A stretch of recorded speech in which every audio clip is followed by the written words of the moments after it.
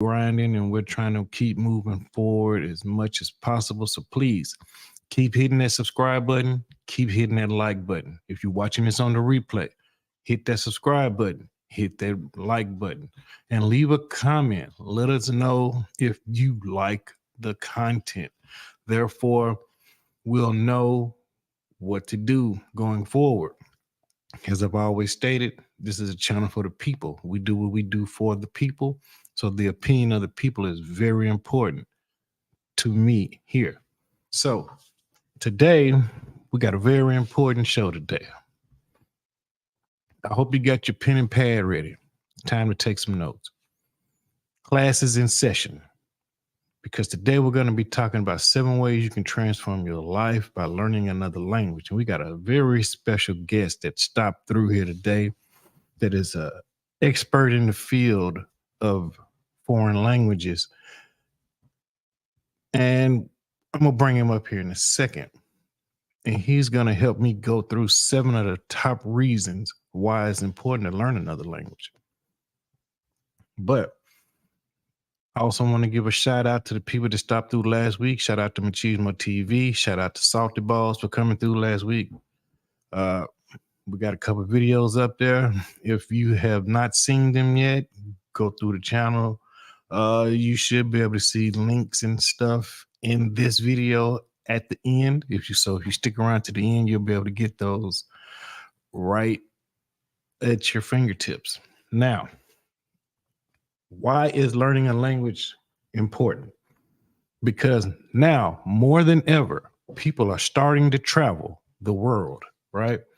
And because people are starting to travel the world, we need to be able to communicate more than we ever have before. And one of the most spoken languages outside of the English language is Spanish. So for a lot of guys that are traveling, let me repeat it for the 3rd time. For a lot of guys that are traveling, right? You're traveling to countries where the predominant language is not English, it is Spanish. So therefore, it is very important that you put forth the effort to learn the language for multiple reasons, not just because it's something to do, but just because you need to. When you're there, it helps you show the people that you're trying to be respectful of them. More importantly, it helps you network more. It helps you not have such a hard time while you're in these countries. And it also can keep you safe. And a lot of the times, a lot of people are just going to places and they're not even putting forth the language. An effort to try to even learn the language. That's not safe at all. So I thought it would be best to collab with someone who I think is the most proficient Spanish-speaking person that I have heard in the last decade. And without further ado, I'm going to bring him up here.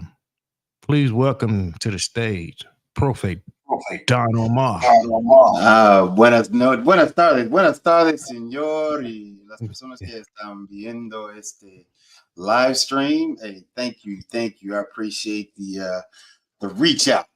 That is, I'm blessed to have it. I appreciate that. It's all about collaboration and networking, man. You know, absolutely. That's the thing. That's the thing. We have to work together. We're going to make it to the next level, as we like to say, if that makes sense, right? Everyone wants to make it here, but they want to try to do it by themselves. And you can do it, but I think it's easier if you just, reach out and say, hey, man, how about we help each other? How about, I try to lend a hand, or can you lend me a hand? It's like people don't like to ask for help. And I think it's a problem with our people sometimes. And absolutely.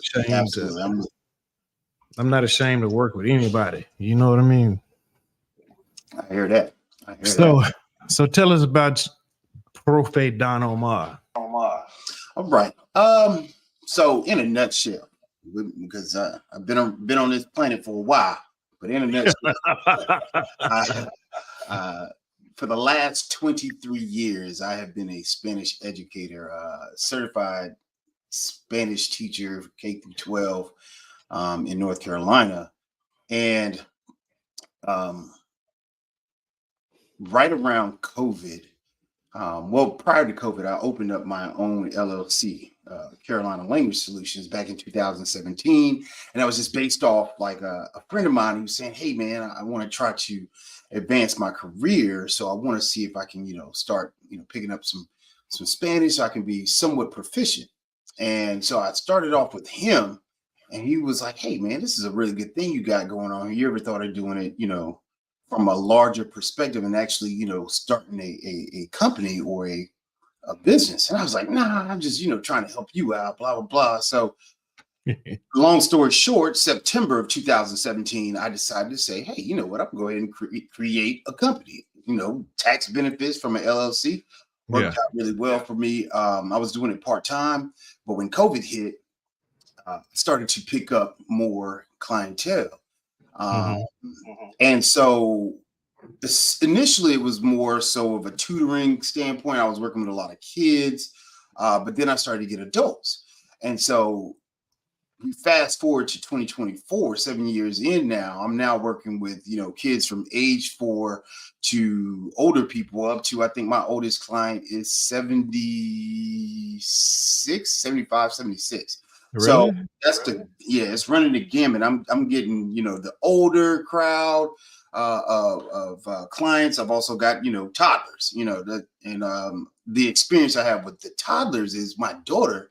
I've been teaching her since birth. So she's 5 now. So I've been working with kids around that age, 4 and 5, since she has been around. So that's pretty much what I do, man. And then I jumped out here in YouTube probably in 2022. I want to say 2022.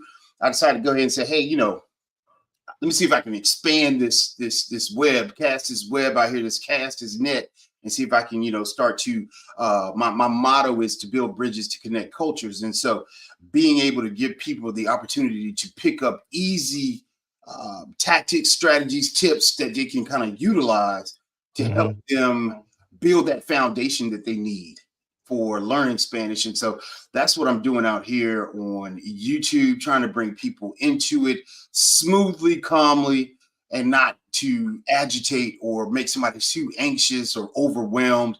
I just want to kind of give people some strategies and techniques and tips that they can do to start their language learning journey with Spanish. And so a lot of the things we talk about, they're not just as necessarily things that you would do specifically to learn Spanish. Is more so language learning, like you put in the title.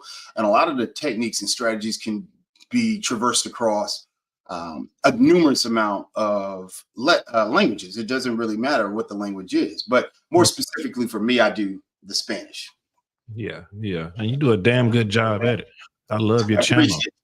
I appreciate it. It's very, very proficient. It's like, oh wow, I didn't know I should. It's like, cause like with me, like I tell people, right, the way I learn Spanish, I'm not fluent, right, but I can order off a menu if I need to in Spanish, depending on just what the food is and where I'm at. Just the pronunciation of the words is fine. But like I tell people who I talk to, they be like, "Oh, I can understand you. I understand you perfect." I said, "No, my Spanish is garbage. Stop gassing my head. Don't do that. Don't do that." And the thing is with the hardship that a lot of adults go through is being okay with being a beginner. And what I find out is I find out for a lot of people, they don't realize that you have to go back to square one, because when you develop language skills in English, you didn't just, come out the womb speaking English. You had to grow and learn. And so it's almost a rebirth of language for a person when they start off with Spanish, because they're like, bro, I feel like a 2-year-old. Like, I don't know vocab. I don't know how to put sentences. Yeah. I mean, yeah, when you came out the womb, you didn't know how to put a sentence together either. It took the building from age 0 to maybe 2, 3 before you can start putting like cohesive sentences together. And so people have to be okay with being beginners. Oftentimes we find ourselves not necessarily going at and approaching the language aspect like we should from a very beginner standpoint. Sometimes we just want to jump in and say, hey, man, I want to be able to say, I went to the store last week and bought some popcorn for $3.59. And I'm like, there's so much more that you got to put into it to get to that level. How let's start off with, I went to the store. Let's start there. Let's not put the cart before the horse in a matter of so many words there. So we've got to be okay with being beginners. That's my number one thing. And it's a prideful thing for a lot of people. They're just like, I'm better than this. I'm like, yeah, you could be. And you might end up getting to that point. But everybody's got to start somewhere. And my analogy that I always use is, if you're going to build a house, right, you want a strong foundation. You can have a house on a slab, or you can have a house on a crawl space. And if you got that, either way, you want to make sure it's firm, it's set. And before you start building up, you got to make sure that everything matches up as far as and aligns correctly first on that foundation before you start to build. And it's the same concept when it comes to language learning. You've got to have a strong foundation. And when we think about it, from playing apps, language apps are cool, right? But that's not going to build your foundation if you don't know how to use the app correctly.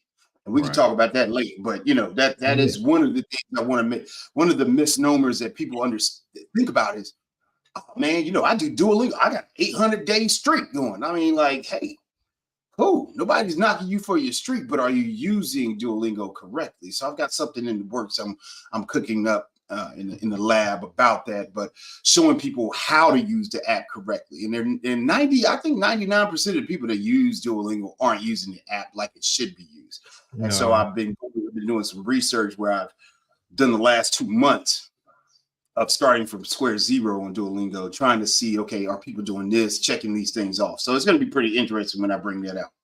But it goes back to what I was just saying. People don't like to ask for help. So if they just simply come to somebody like you and say, hey, profe, right. I like with me, I wouldn't be ashamed to tell you, like I'm telling you now, my Spanish is trash. It's good enough to speak to somebody. Like I can speak to people, right? But like I tell them, okay, it's cool, you can understand me, but I need them to understand me too. Not just you. I don't need you just to understand my gargled up Spanish. I need the lady over there at the library, when I go in there and want to find a book, I need to know how to correctly go in there and ask for this book. Right. By title, but it needs to be pronunciated correctly, not missing words. Because like the way I learned Spanish is when I was a team lead at a warehouse, I was talking to a friend. It's crazy because Andre was talking about this last night with Paola, how to making bad chicks your friends. You know what I'm saying? Something like that. So I had a friend from Guatemala, and she was the baddest thing in the department, right? So it was my home girl, but everybody's trying to holler at her, but it's my home girl. So I'm like, I got promoted. Here I am, a dude from the streets. Ain't never, I don't even got no diploma really, and they done promoted me. So I'm like, okay, well. I feel a little, you know what I'm saying? Let me learn another. Everybody in here is illegal. So let me show them they promoted the right person, and let me at least try to learn the language. Right. So boom, I go to my friend. With that though, but the thing with that is, I like to tell people, if you're going to learn a language, if you're going to learn Spanish, what's your motivation? That's my biggest thing. What's your motivation to learn it? Why do you want to learn it, right? Know your why. Know what's going to motivate you on those down days. Like, why? I know my why, but what's going to keep me motivated and stay on the path to basic fluency, conversational fluency, advanced fluency, near native fluency, whatever level you're trying to achieve, what's going to keep you motivated? And so that would be a motivation. And I'll tell people, I'm not perfect. I'm not going to say that I'm, the best, Spanish speaker out here. For me, I had to have a motivation as well. Did I go to school? Did I go to university to become a Spanish teacher? No. Did I go to college to, major in Spanish? No. I majored in Latin American studies with a focus on, Spanish and Portuguese. But for me, it wasn't about, I'm gonna be a teacher when I leave here. Like that was not in my cards. That was in the plan. Although what motivated me to learn Spanish was not when I was in school. It was when I was outside of school. And I'll tell a quick story. For me, when I came out, I did all the classes, man. I took, 20, 30 classes, right? Over a 4-year span with Spanish and Portuguese combined. But the thing was, when I left school, I wasn't fluent. That's undergrad. I was not fluent. To me, myself personally, I felt like when I spoke to people, like they were like, "Oh, you speak such great Spanish," just like they tell you, and that's okay. And I knew my speaking skills were good. I knew that because I worked on, my intonation, my mimicking. I wanted to sound like the people I was watching on TV while I was in school, and eventually that worked. That helped. My problem was the input, the comprehensible input. When people were talking to me, the rate, the speeds, I was struggling. And I said, okay, so I know I'm not doing well with the comprehension aspect. And so what happened was, as a certified teacher, there's tests that you have to take in your skill, your particular subject that you're teaching. And you got to get certified by taking this particular test to continue through your certification. Well, long story short, in my early 20s, I knew I had that comprehension problem. It came to a point where they were like, look, profe, you haven't passed that certification test to get you started in the education program. I said, yeah, I know. So they said, well, what are you going to do? So I did 3 things. Okay. For me, I knew my input was bad. So what would I do? I would take, and this is God honest truth, I would take, and I've never told a lot of people this, but I would take the DVDs that this is back in the, how back in the day this is. I would take the DVDs. I would take the DVDs and the VHS tapes that I would use with my students in middle school to teach. And I said, you know what? I got to get better at this. And I would just take them from, level 1, level 2, level 3. But even it was basic. It didn't matter that it was basic and it was beginner standard. It was the continuity that I needed. I needed the repetition. I needed to hear it over and over again. So I would play those DVDs, and they had like little novelas on there, little telenovelas, like it was like an 8-part series. And I would watch those. There was probably 10 per level. So that's 30 episodes. I would watch all 30 of those episodes, no subtitles. I would just listen. I worked on that standpoint. I have a similar story to yours where it kind of bounced off of that. Was while I was working on the certification, I knew that one of the janitors was Dominican, custodian. And so she was Dominican, and I would say, you know what? I'm just going to stay after school every day while she's clean. She's walking the hallways of the school. I'm like, you know what? I might help her pick up, some trash and, move some desks around so she can sweep, mop, do whatever. And that's my, payment for her just having the conversation with me back and forth every day. And I probably did that 3 months. And do you know, in 3 months' time of combining that with those DVDs, my score went up 70 points just by doing something like comprehensible input. I was doing a live version. I was doing what I call domestic immersion. Domestically, because I hadn't gone overseas at that point and studied abroad yet. I didn't do that until grad school. And so domestic immersion requires people to get out into your community or find people that that speak Spanish and say, look, every day for about 30 minutes, can we just engage in a conversation in Spanish? That's what I did. And that's what ended up propelling my ability to speak. That was 20-some years ago. So I would definitely tell people, take advantage, man, like with the streaming capabilities we have nowadays with like Univision and Telemundo. Like if you're not watching a novela, like Kobe Bryant, when he said, hey man, when they asked him, how did you learn Spanish? Well, between my wife and her mom, I would watch telenovelas, and I would watch, I think it was La Madrastra or something like that, whatever he was watching. But he said, I just consistently watched that telenovela on a day-to-day basis. Same thing I did. Now, right now, so, you can do that. Right. And so that was the thing for me. I was doing the exact same thing that he was doing. I don't think I'd ever seen that interview that he did because it was in Spanish. And I mean, back in the early 2000s, 90s, if you found something on TV, it was amazing. But but essentially that's what people have to do. You have to inundate your brain and say you have to be dedicated to it. Yeah. Because a lot of times you're gonna be like, look, man, I don't know what they're saying. They turn the TV off, right? You cut the TV, they throw their hands up, right? I don't want, you talking about don't use the subtitles. Use the subtitles, use whatever it's gonna take, but you've got to develop you got to condition your brain to know this is what it's going to take. And it's not an easy road, right? It's going to be hard, especially when you don't have, if you're doing it, I like to say solo, it's going to be rough because you don't have that somebody cheering you on, somebody saying, hey, this is what you need to do. If you're doing it on your own, you've got to set your plan and stick to it. And it's going to be a rough road, but eventually it will click. I don't know when it's going to click for you. I didn't know when it was going to click for me, but it will eventually click if you stick on the path there. But I did the same thing that you did. This is the exact same thing that you did. Yep. I hit a stopping point though. But okay, what we did plateau is what you're saying. You hit a plateau. Well, no, I stopped hanging around the people that I learned Spanish from. Oh, you literally had to stop. Okay, it's like a muscle. You use it or lose it, right? So what we would do, I would take a cardboard box, like this is styrofoam, but for example, I'd take a piece of cardboard box and I go over there and holler at my homegirl and what does this mean? What does this mean?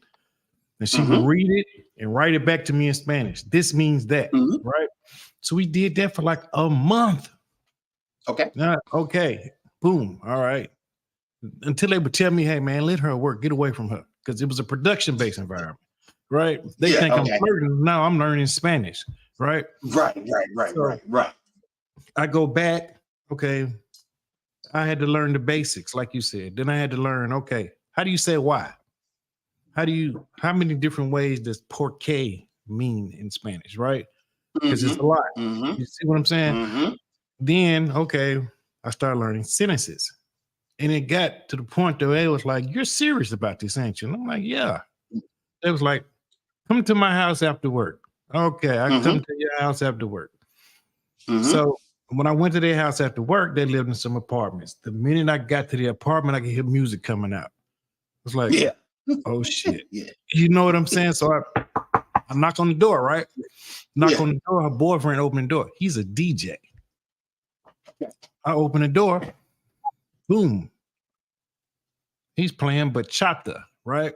Never heard bachata, but it's so familiar with what the type of music we listen to, like R&B, the bass lines. Right. I'm like, I like this music. What is this? And he's telling me, oh, this is bachata. It's Aventura. You know what I'm saying? This is who we're listening to. But he's got a mix plan. So it's a bunch of different artists from Aventura to Anthony Santos to El Torito to a lot of people. But you see what I'm saying? Right. So I'm like, shit. I like this. Kid cerveza? Yeah. So I'm just soaking it all in. And so she tells me, oh, this is my friend. Before you even continue, yeah, that's a connection. That's that building bridges. You're learning Spanish, so it's building that bridge to connect cultures. Dude, and that's what you did. That's exactly what you were doing. And absolutely, she told him that's the friend that I've been talking about for the last month that's been asking me questions about how to learn Spanish. She said, oh, you? And she was like, yeah. And I'm like, yeah. And I started laughing. He said, man, I'm from New York, man. I'm from the Bronx. I'm like, okay. So he tells me his story about how he's been deported and he came back. And this is when I learned the whole process, right? So I started learning more Spanish because then the friends become interested in me because then I come to realize I'm the only black friend they got. You know what I'm saying? So now they're intrigued. So this is why I understand why a lot of people in other countries are intrigued with black people when we get there because they don't have no black friends. At all. You are their first experience. Yeah. Only thing they see in magazines and newspapers is TV, Barbie doll and white people. They don't see us. They don't see that. And then you get there and they think, he is so cool. I'm not the dude in the movie that's killing people. You know what I'm saying? We're not like that in real life. Right. Absolutely. So it was an experience, man. It was a great experience. but I had to stop hanging around them because they needed sponsorship for their. Oh yeah, man. I was just talking to somebody about that literally a couple of hours ago. They were talking about somebody being one of his employees had been deported, and then he made it back to the United States from where he was in Central America, and he was like, "Yeah, I just need a sponsor," and they tried to hit him with a sponsor. He was like, "No, not me, not put my name on that after you didn't got deported." So yeah, and so see, they tried to. I got you got somebody to sign for him. Yeah, they tried to get me to sponsor their mother, and I was like, "Look, I'd been in trouble with the police. That ain't gonna work." You know what I'm saying? And plus, I know what that is too. I'm like, I've been around y'all for a while. I know you know what I'm saying? No, y'all not the only Hispanic friends I get. Y'all just the primarily Hispanic friends I get. I can't fall for that. Plus, like I said, I've been in trouble with the police. So, absolutely, they ain't gonna let me sponsor nobody. I know that. So I know this. Let me give some shout outs to some people real quick, Profab. All right. Subscribe to my YouTube channel, guys. Please make sure that you subscribe to the channel. Please make sure that you hit that like button too while you're in here. I think currently we got around 6 people that have hit that like button, but right now we got, let's see, we got more than that watching. So please make sure you hit that like button. Hit that like button, guys. Gracias la quequina. Oh, also make sure you subscribe to Speak Spanish Now YouTube channel. This is Profay's channel. Go over there and you can learn some Spanish very well. I think it's very beneficial that we do this because not only does it help you in other countries, but it helps you just in life because it opens your brain up to another level that you are not used to using. So please support Black Male Media. Subscribe to my channel. Subscribe to his channel. Please support. We got a comment here. I think this might be for you. Any experience learning Spanish and Portuguese? Currently learning Portuguese. Been to Brazil, but I really wanted to learn Spanish also. It's bad to study both at the same time. That's what I think what he meant to say, right? Yeah, you know what? Okay. It depends on your levels. It depends on your levels of the language that you are the two that you're learning. So for example, for me, I studied Spanish and Portuguese at the same time. The only reason why I would say if you have a higher level of knowledge in Portuguese, say for example, because I know you said you're currently learning Portuguese. Say you have like if you're conversationally fluent in Portuguese, meaning that you can pretty much talk about, you know, what you're doing today, what you did yesterday, what you're going to do tomorrow. If you can do that, I think to start low and slow with Spanish is not a bad thing, because they're so similar. It depends on how you structure your studying with it. For example, I'll give you an example. If you are, say you are pretty well off with your Portuguese, you know how to flip between tenses and things of that nature. Starting from grade level 1 with Spanish, from square one, you're going to be okay. But you don't want to do too much. You want to kind of even it out, or maybe do like a 70-30% split between the two. 70% Portuguese, 30% Spanish. And I wouldn't change that. I would, if your primary first language that you're learning, or the second language that you're learning, I would say spend more time in that, and then do just a little bit to kind of get your feet wet with Spanish, and you'll be okay. People tend to sometimes try to even it out and go 50-50. And that's when they start to fuse together and mesh together, and you start saying sentences like, you might say, você fala, você fala inglês, which is like, yeah, do you speak English, right? And then you might respond and say, sí, yo hablo, but it's not sí, sí, yo hablo español, or you see, yo hablo inglés. Now you're going two languages, and they're all, it's just everything is mixing together. So keep a healthy distance between the two when you're learning. That way they don't start to, eventually tag in and start meshing together. Then you're starting sentences off in Spanish and you're responding in Portuguese. You not a bad problem to have, because that's pretty good that you're meshing. But the issue becomes, oh man, I don't know which word is which anymore. So I don't, make sure I don't know what the English is. I don't know what I don't know what the Portuguese is. All over the place. Yeah. Right. You want to keep it. You want to keep them far enough apart so that they don't start to blend. Yeah. Great point. Great point.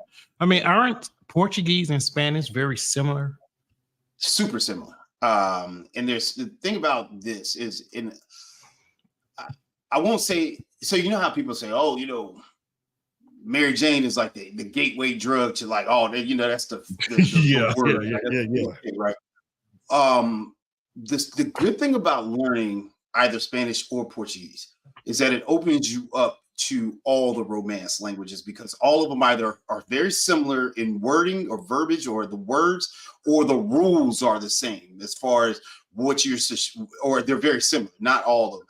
Actually, Portuguese, I feel, from a non-biased standpoint, Portuguese is actually easier to learn than Spanish. But I say that because I learned Spanish first, and then I'm like, oh man, Portuguese is so easy compared to Spanish. So, but once you learn one of them, it opens you up. Say, for example, you start off with Spanish, then it takes you to Portuguese. All right, that's super similar. Then you've got French, then you've got Italian, then you've got Romanian. So that's 5 languages that you can legit speak. And of course, I mean, nobody speaks Latin, but you could learn Latin eventually, even though it's very different, but there's some similarities to it. But essentially, you start off with 1, you can end up speaking 5 if that's your goal, if that's your choice. It's very easy to just go from 1 to the next to the next to the next, pretty easy, pretty smoothly. All right. Yeah, he says 73rd. Brilliant advice, sir. Absolutely. This is why you subscribe to Speak Spanish Now, so you can get more of this advice like this, right? This is important. Funny story was I was in that same boat, but I learned, I did the opposite of what he was doing, or she, I don't even know. I'm not even, but too cool. I was doing the same thing that they were doing, but on the flip side, I had started off in Spanish. I was pretty good. Then I was like, oh man, they had at my school, my college, they had a Portuguese for Spanish speakers. I was like, oh, because they say you don't really need to start at square one if you already can speak Spanish. And so you had to have, prereqs, or whatever. The prerequisites were like, you had to have like 4 or 5 levels of Spanish first. That's cool, 4 or 5 classes. So I started to take that class, and then come to find out, had that issue. But that's why I know what you probably should do, because I was the one that had the situation where things were mixing up. And even when I would go to speak Spanish, at this point, I would flip back and go to speak Spanish with the locals that were in that area. They're like, dude,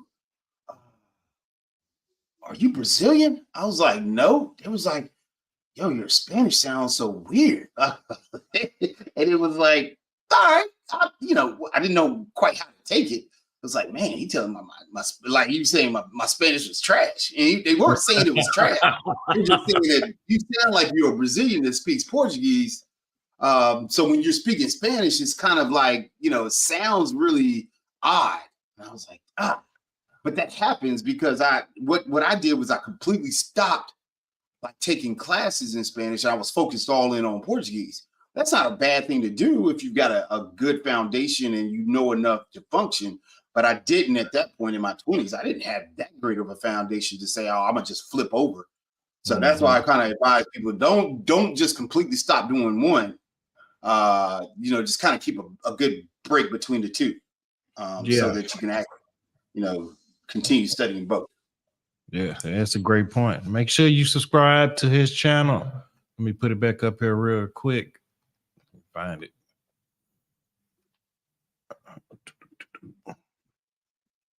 Make sure you subscribe to Speak Spanish Now. Make sure you subscribe to my channel. That way you can get the best of both worlds. But make sure you subscribe because he's going to continue to do this. He's got so much good information over there. Please make sure that you check him out on a daily, weekly, however much you can. Yeah. Let's get into it, Profe. Okay. Let's talk about the top 7 reasons why people should learn language. And we're gonna start off with cultural enrichment, right? Is learning a new language opens doors to diverse cultures, fostering a deeper understanding and appreciation for global perspectives. And I think it is so true right there. Absolutely. Totally agree. Totally agree. I think for me, and I want people to make sure they understand that it's not an expectation that you travel when you learn a language, especially nowadays in 2024. Like you literally can go down the street from your house and engage in a full conversation in Spanish. Yeah, that's what I for tell the majority of us living like in certain, if you live in a semi big city, like really it doesn't matter where you live at, because you can even be in a rural area. There's going to be somebody that speaks Spanish nowadays. So for me, I would say you can get culturally enriched just by staying in the United States nowadays and learning a language, because it's going to open you up to the families that speak just kind of the situation that you were talking about. You engage in a conversation, and next thing you know, you're at somebody's house and you're at the quinceañera to somebody, and then all you're that at the real fast. Married, the wedding set. Yeah, you at the wedding ceremonies. You out there now. So it's just you make connections that will last a lifetime.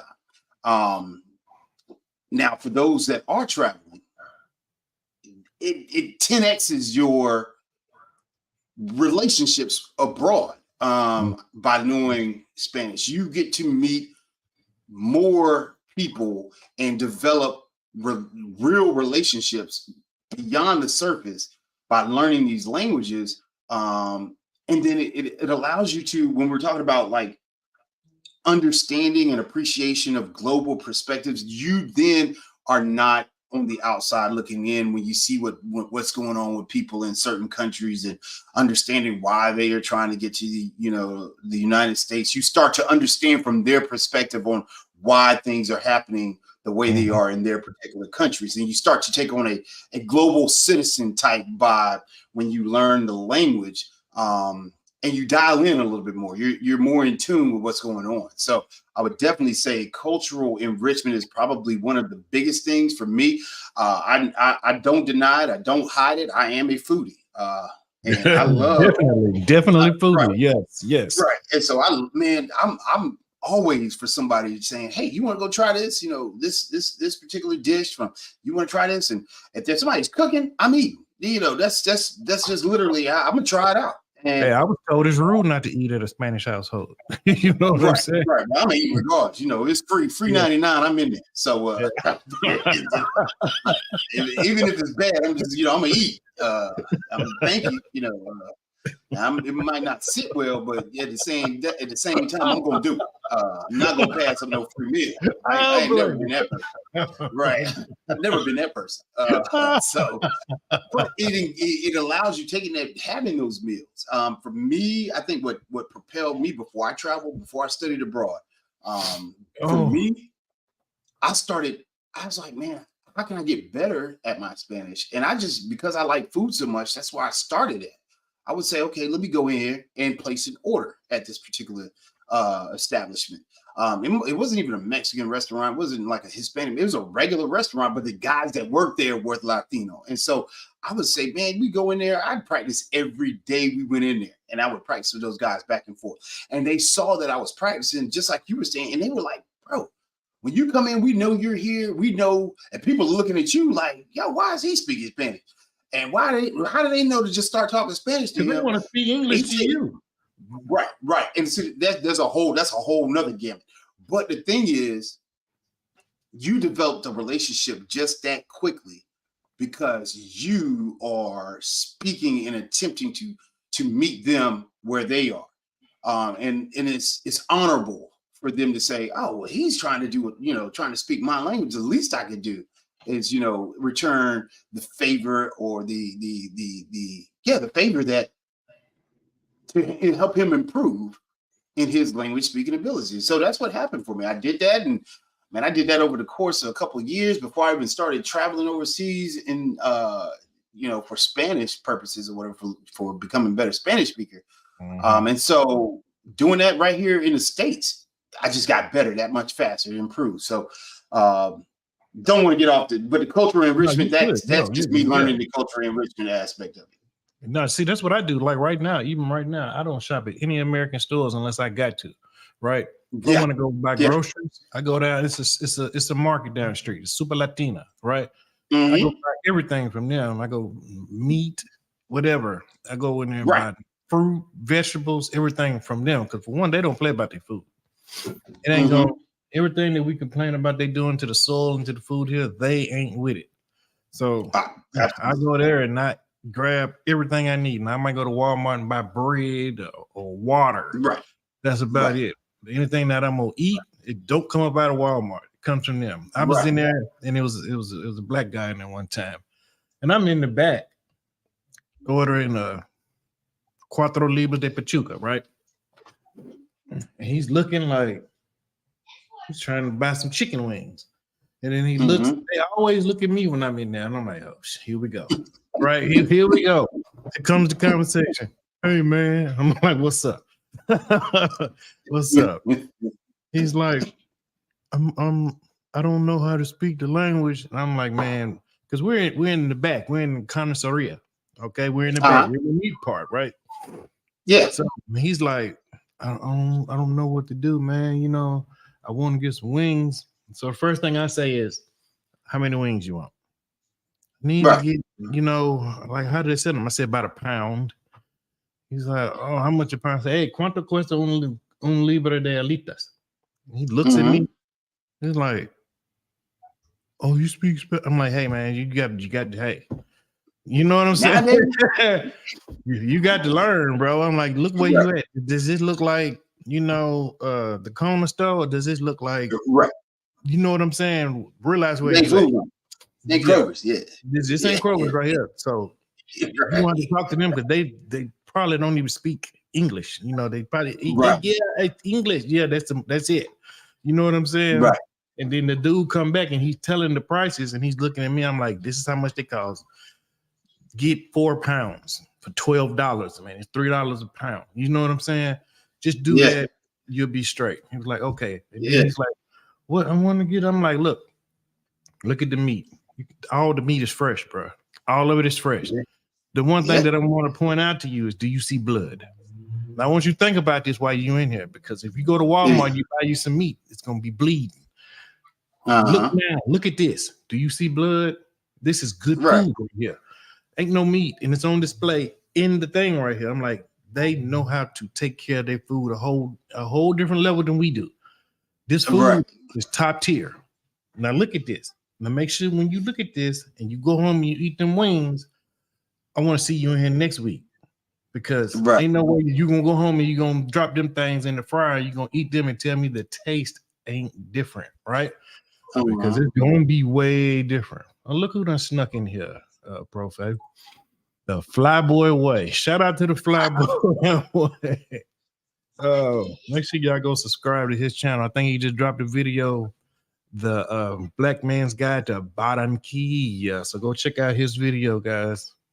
Oh, he must have gone down there for Carnival.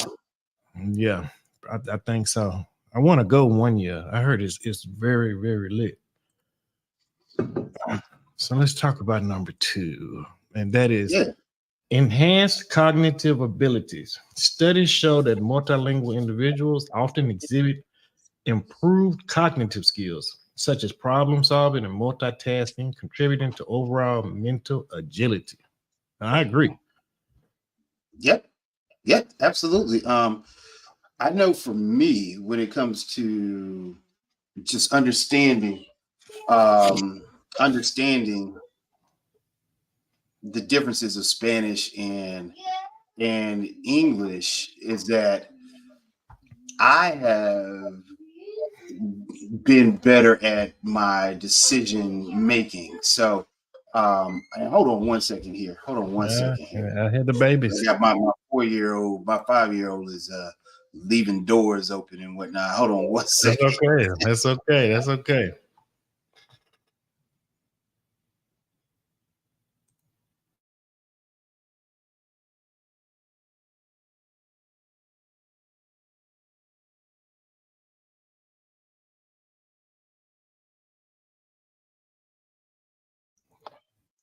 All right, yeah, I'm back. All right, Yeah. so what I was saying, as far as like for me, I noticed that I've improved in the decision making situations.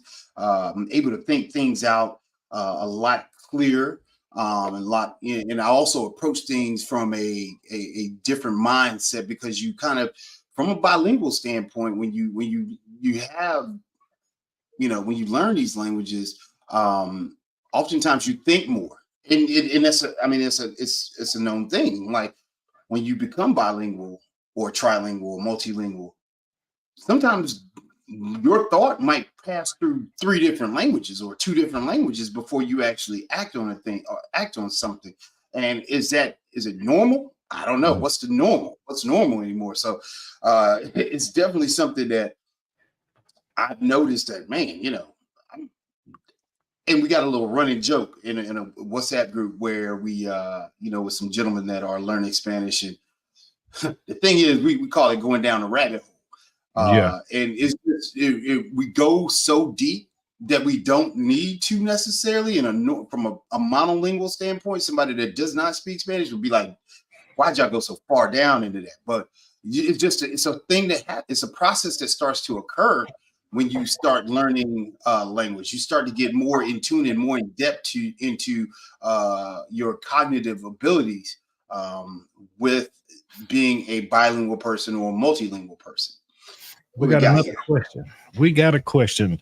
Any thoughts on Okay. immersing ourselves as Black men into Latin communities here in the States? Are they accepting us? Are they as accepting as they are here in their home countries? Hmm. Depends.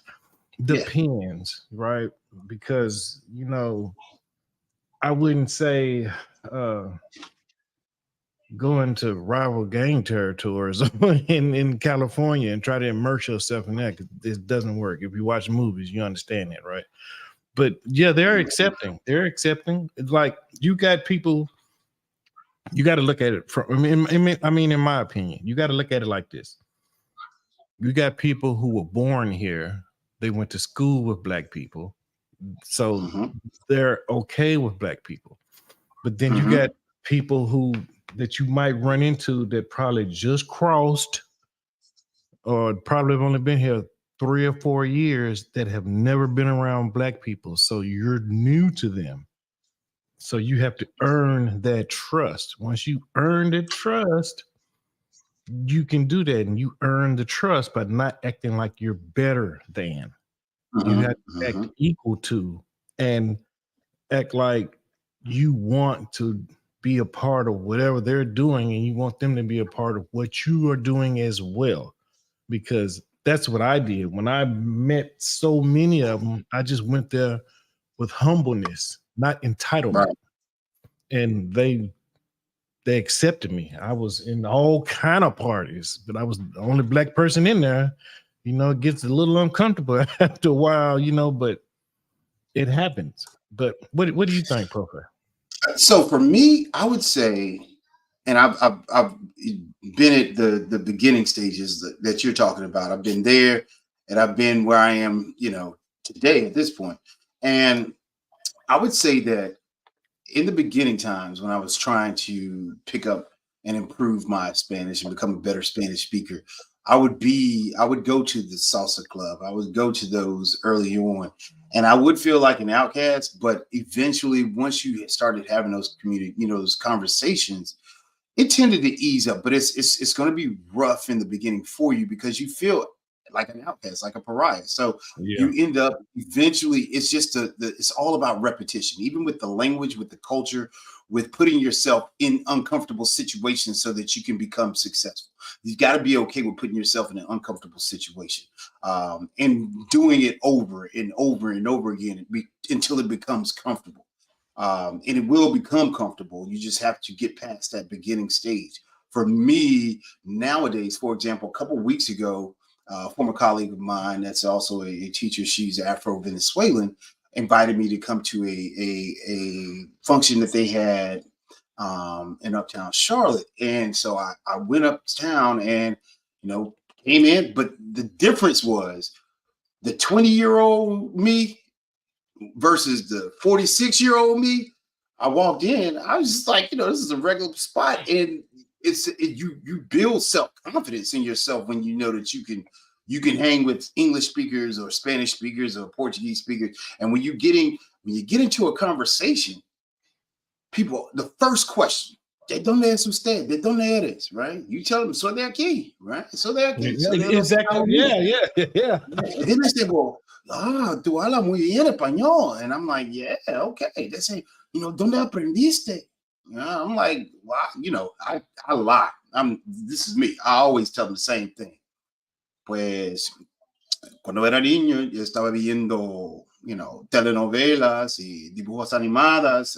And I would tell them I just watch novelas and, cartoons. And I just kind of learn from there. I watch, I tell them about, los pronósticos del clima, right? I tell them I watch the weather reports, and I just learn Spanish. And they were like, really? That's all you did? Like, I'm not, no. Like, I actually studied and learned it. But they were like, oh, but then you get in this conversation. Now, lie to you not, I was at this function in Charlotte a couple of weeks ago, and there was a lady that was next to me, and she, I knew she was about my age because she was looking at her phone, and if you get that presbyopia, you looking at it, you squinting, trying to read, I was like, hey. So I said, no tiene tus gafas. And she was like, I was like, ¿Quiere usar mis gafas? And she was like, oh, no, I left mine on the other side of the room. She was like, you speak Spanish? I'm like, yeah. She's like, what, same. It's like you'll always get the 4 questions in order. It's always going to be the same. Time. And, where are you from? You speak great Spanish. How did you learn? ¿Cómo aprendiste español? I'm glad to know that I am not the only one that gets right. You're gonna get the same 3. It's those 3, and then there's of course, the other 2 are probably gonna be a little different, but those are gonna be the main 3, right? Yep. But I had that conversation with her. Lo and behold, that one conversation brought in another 4 or 5 people into the conversation. Now I'm sitting there. It's a full table of like 7 people, 6 or 7 people. Everybody's talking to me like, "Oh my God, he speaks Spanish." Like I'm the attraction. Like a main attraction now. Like, oh my God, But they were so at the end of the day, the end of the night, they said, it's so refreshing to see someone that is not a native speaker to be able to speak our language.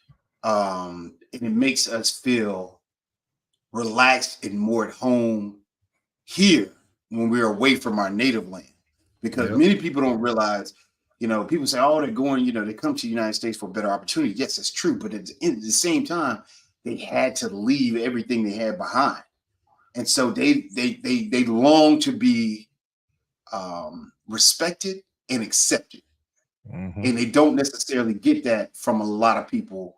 Well, they don't get it from the majority of Americans in the United States. A lot of people, oh, you should just learn English. I mean, I got to learn your language. And see, I got a homeboy I had to explain this to, right? He's got a Venezuelan girlfriend. This is my partner, right? But he's like, man, this is my country, man. She need. I said, no. I said, look, bro, this is what I tell him. I said, who cooked the meals? Right. Y'all eating Burger King. It was up to you. Who cooking? Like, who cooking? She cooked. What y'all? When she's Venezuelan, I was like Colombia. I said, okay, so what y'all eating? The arepas and what else? Yeah. Like this and that. I said, okay, so basically your whole day is pretty much Hispanic, right? Yeah. Yeah. I said, okay, so what does that tell you right there? He's like, oh no, man. What do you mean? I'm like, you need to learn some damn Spanish. I'm like, because for one, you now have a Spanish household. It ain't American, it's Spanish. Right. So living, you have to adapt. She does not adapt to you. You're going to adapt to her because she's going I think it would make that bond even, and it would make their bond even tighter. But it has. They still together. It would make him knowing Spanish makes that bond between the two of them even tighter and even closer. You know, because now it's like, oh, he's taking the time out to actually learn my language. Oh, yeah, maybe that's how you get them to learn English is by you doing. You gotta lead by example. You done gave up now. You want somebody to learn Spanish. You want somebody to learn English. Well, you learn Spanish, and maybe then they'll learn English. It's a two-way street. You can't always take. You got to give something too, right? Man, she know how to speak English, not as good as him, but she was learning. Like she wanted to take classes and dedicate herself to learning English. And his dedication to learning Spanish wasn't 100%. This is my dog. I love him to death, but he know it. He'll see this and laugh. I'm like, man, you done gave up. Like I can see, I can tell him, I could say, put her on speaker right now and let me ask her. And I'll ask her in Spanish and she'll bust out laughing. And she'll say, no, you ain't even trying to learn no more. You done gave up. But eating them arepas though, ain't you? So, you know what I'm saying? So yeah, man. It's cool. That's cool. People, man. People. All right, so let's go to number 3 real quick. Number 3. All right. Career advancement, right? In an increasingly interconnected world, being multilingual is a valued asset in many professions, providing a competitive edge to expanding job opportunities. And I tell people this all the time ago. When I was growing up and I used to go to AutoZone, like I just left O'Reilly's. And when I went to O'Reilly's, I did not see "Se habla español" on the door when I was 18. Now I do. So this means they're hiring people who have the ability to speak another language. So this one, career advancement is dope because like in my line of business now that I work in healthcare. So we have, we do medical coding, right? Medical risk adjustment coding. So we have charts that come in sometimes in Spanish, right? The majority of the people cannot read this. So we have some people who have the ability to only work these charts. And I had to tell these people, like, well, I lost the guy. Now he's not on my team anymore. But I used to tell him, do you know how valuable you are, boy? Boy, did you know? Like, you need to get it together because it ain't a lot of you here. They need you. But you gotta, you know what I'm saying? You gotta get it together because this makes you a unicorn in a world where bilingual is important. Like, I don't tell them I know how to speak Spanish because then they'll be trying to say, okay, well, you're bilingual. It's automatic. I'm like, no, I'm not. Don't come throwing a bunch of people at me and I can't understand the damn thing they saying. So I don't even say it. Only way they know I speak Spanish is if I tell them I eat tacos. That's it. You know, I might be talking to a coworker when I'm supposed to be working on my phone and I'm at the taco truck ordering in Spanish. That's the only way you're going to hear it. Oh, you speak French? No, I don't. No, I don't. Why you ain't tell them you're bilingual? I'm not bilingual. Don't say that again. You know what I'm saying? Because they're not going to pay me if I'm bilingual. You know what I'm saying? Because then if I put it down. Yeah. I know how that happens. Even, you know, and that was, I go through similar, you know, I've always, in the last 23 years, I have always explained this to young people that are pursuing, you know, particular jobs or, you know, the advancement to college or after college. I would always say, make sure that it does not have to be Spanish. It would be advantageous for it to be either Mandarin or Spanish for you to learn. I'm biased. Spanish is easier. And it's more people here in the United States that speak it than Mandarin, even though more people speak Mandarin on a global scale, right? From numbers wise, right? So, but with Spanish, I tell them, look, man, you know, the amount I've known people to have one of my former students to be in a line of field where they were bilingual, and then the same job that was being performed by a monolingual person, and they were making.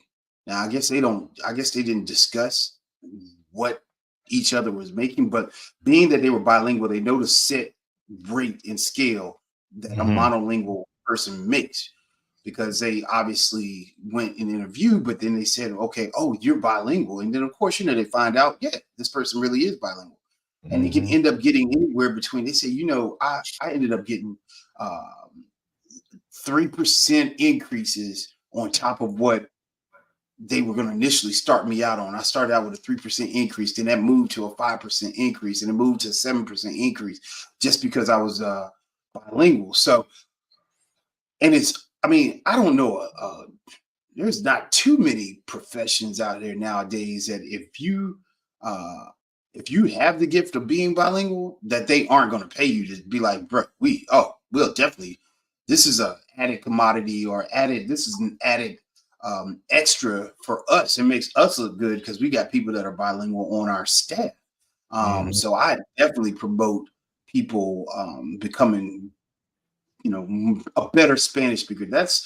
I'm not necessarily promoting bilingualism. I would prefer people just become a better Spanish speaker, because if you become a better Spanish speaker every day, you will eventually become bilingual. And the biggest thing is people try to put it in a box and say, oh, you know what? I want to be bilingual by, you know, June of 2024. You got a lot of work to do if that's going to be the case. And I would say don't rush it, right? Don't rush it. Just let it happen naturally, and just stay the course and do what you're supposed to be doing, or what you sought out to do with your plan, and eventually it will happen. And gear yourself to, okay, I'm in the healthcare, you know, field. I need to be learning healthcare Spanish. And focusing in on that. Or I'm in the, you know, criminal justice field. I need to be learning the Spanish that's going to help me from a legal standpoint where I'm doing traffic stops or whatever, you know, depending on what your job is. Learn it. If you working in the back, you know, in a factory setting, learn that. You working with carpentry or, you know, architecture or whatever, learn that. And focus in on that and show that you are studying, that you're improving. The money will follow.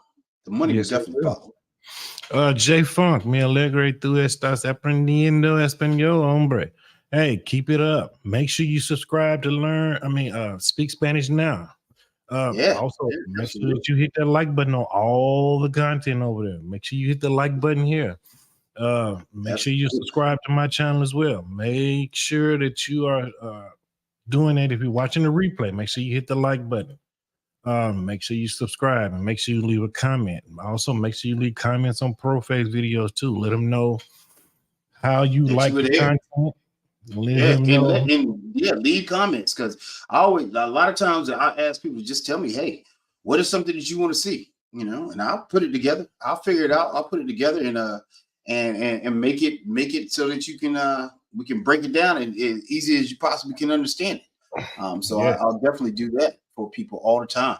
Definitely give me anything that you feel like you don't really have a strong grasp on, and I'll see if I can't break it down for you and put it together. So yeah, I welcome all of that all the time. Yes, please leave comments. It helps us become better content creators. Personal growth. Not only does it help you with career advancement, but personal growth as well. Mastering a new language challenges and expands one's comfort zone, fostering personal growth and adaptability in the face of new and unfamiliar situations. Yeah, I think so. I think it's a good one. Yeah. So we said mastering a new language challenges and expands one's comfort zone. Absolutely. Absolutely. I don't even care. People like, man, I'm kind of ashamed to, try my Spanish out. Look here. You learn from mistakes, right? That's what they tell us. That's what they tell us, right? And there's a couple of things that people don't realize that we took for granted growing up. Like you learn from your mistakes, right? Oh man, yeah, I won't do that again, right? That was the concept. That was, us learning as we're growing up. You learn from your mistakes. Well, the same thing applies when you're speaking Spanish. You got to get out here and say the wrong thing so that you can find out what the right thing is. You got to be okay with making mistakes. Nobody's perfect, right? That's another thing they tell us when you're growing up. Nobody's perfect, right? We only can strive to make improvements on a day-to-day basis. You can improve every day, but you're not going to end up being perfect, right? But the only way to improve every day is to get out here and put yourself, your vulnerable self, in a situation where you don't know the entire, the language, front and back, But to put yourself in that situation, to be okay with being corrected is a big thing. It's a prideful thing. But once you can break down that humility, once you become humble, and you allow humility to take over and say, you know what? I know I'm not, fluent in this, but the only way for me to get better is to put myself in these situations so that I can become better. And that grows you as a person. That grows you as a person by being able to, put your pride on the back burner to become more humble. Yeah. And so that's personal growth in itself. I would say the next thing is for me, and I was talking to a client the other day. We were in class, and I said, "Wow, it never hit me until just now. 46 years later, that's growth right there." So we were talking about how your parents and older people growing up would say, "Oh, you need to think before you speak," right? They would tell us that all the time, right? Well, that's what happens when you're learning a new language. You have to think before you speak. And it's okay to think before you speak because that's what they used to tell us as growing up as kids anyway. Think before you speak, right? Well, learning a language, you're going to have to think first. You really going to have before to think. you say it in that language. Right. And so think before you speak took on a whole nother realm of understanding for me like last week. That was like literally last week. I was like, wow, this takes it to a whole other level for me. More personal growth. There's things that you just eventually start to see. You know how people, the cup's half full or half empty. You start to develop different ideologies and thought processes when you are learning a foreign language because you start to see things differently.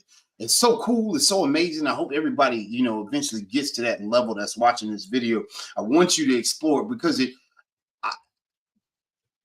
it's like if you've ever seen the movie Limitless with Bradley Cooper. If you've never seen it, I implore you. Yeah, that's how it is for me. Even after doing YouTube, I mean, I've been speaking Spanish for years, for decades. But for me, doing YouTube and teaching Spanish on YouTube has opened up just grandiose thought patterns and things that I would never think that I would learn or be able to do. Well, I never thought I'd be able to edit, and mix stuff together and edit and do videos, but that's another growth pattern for me.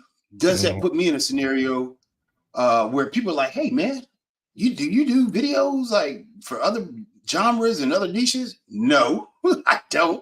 But now people are like, hey man, I like the way you did this video. Can you do me? No. But now I'm like, but if you want to pay, like you pay, we play. That's how we gonna do this. There you go. So, yeah. So it always, but that's just me teaching Spanish, and that's something that nobody would ever relate. Editing and videography and mixing music. Nobody would have thought that has anything to do with Spanish. It doesn't technically, but what it has done is opened up avenues and doors that I never would have thought that would have been open, been open before. So there you go with your personal growth stuff. Yeah. Quiz World says, I work in tech, been learning Spanish for a few months, and I see so many doors opening, being able to conversate in Spanish. Thank you both for your work. Hey, no, thank you for leaving your comments, sir. Really appreciate you tuning in. Make sure you hit that subscribe button now. I'm telling you, make sure you go over there and hit subscribe. And hit subscribe on my channel too. Don't miss out because he drops gems on a multi-time basis. I'm going to try to pull up the last video that I commented on your page because it was Okay. it was very I liked it. Just put it that way. I can't even find the words right now. Yeah. So give me a second. I'm gonna pull it up and I'm sharing. Absolutely. But I liked it. And you was talking about the pizza. You was talking about food. Oh, it was the order and the food one. Yeah. Okay.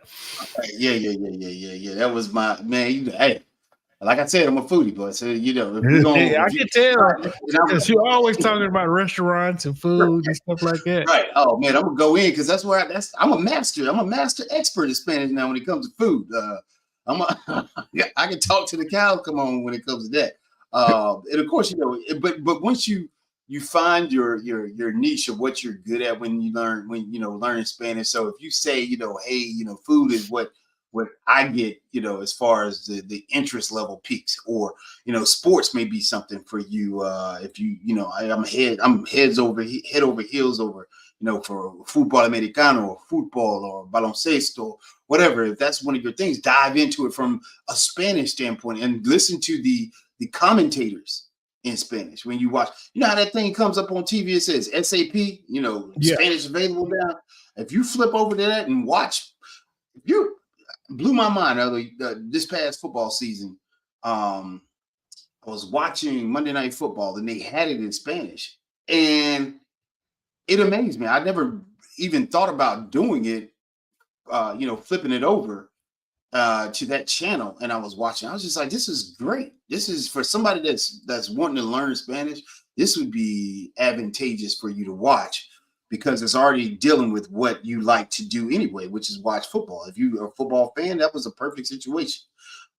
So yeah, always find what you love and then maximize your growth in Spanish on that particular topic. All right. I'm looking for this video. I never got the name of it. What's the name of that one? Let me see. I could pull it up really fast here, and then I'll tell you the exact name to type in. Matter of fact, you can share your screen too, right? You know what? There we go. Now you're cooking. You know what? I've never shared my screen as down at the bottom. Oh, you can put it in the private chat and I'll do it. Oh, okay, hold on. Did you find it? No. Somebody in the comment section. I was saying. Okay. Shout out to the International Quiet Storm. Thank you for coming through, brother. Hey guys, make sure you go over there and subscribe to Machismo TV.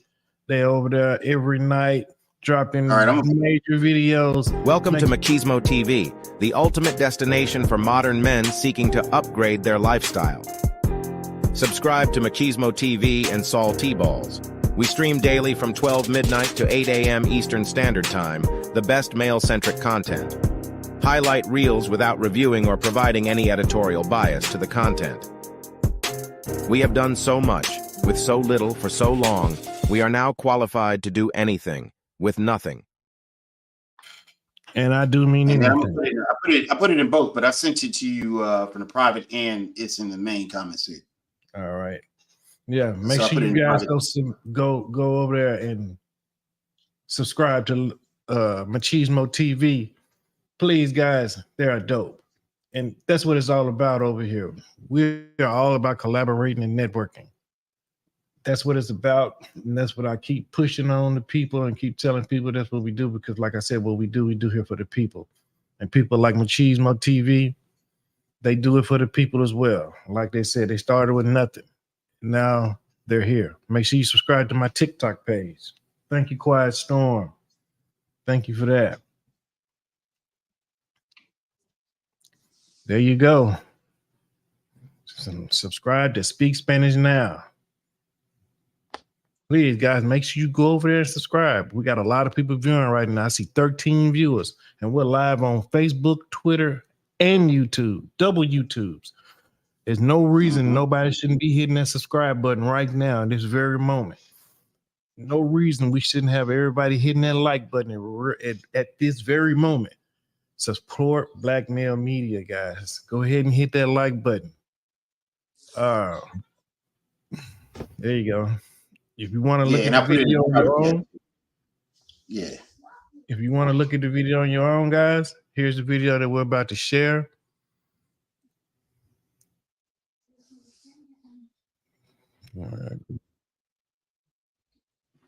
All right, there we go. Add this one to your favorites. You want to learn how to speak Spanish? When you get into a restaurant, there you go. Thank us later.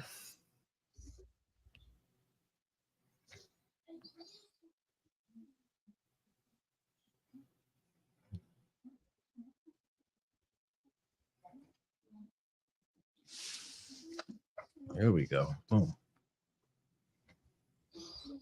Profe. Listo. This is what you've been waiting for. Are you ready to spice up your fast food game? In this episode, we learn how to order your favorite meals in Spanish to impress not only your friends, family, and colleagues, but also your taste buds. Vámonos. Vámonos.